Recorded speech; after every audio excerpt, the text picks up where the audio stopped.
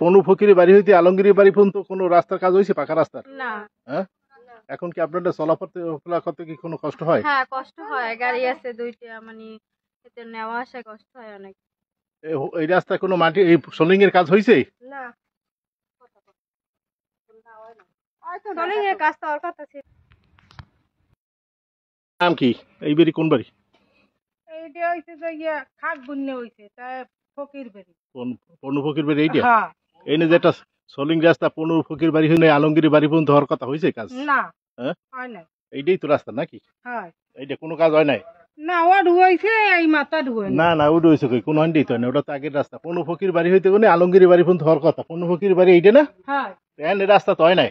না। হয়েছে? না। এইলে পনু ফকির বাড়ি হ্যাঁ। এনে কোনো পাকা রাস্তা আছে? নাই। নাই। আলমগীর বাড়ি পর্যন্ত কোনো পাকা রাস্তা আছে? নাই। নাই। আচ্ছা।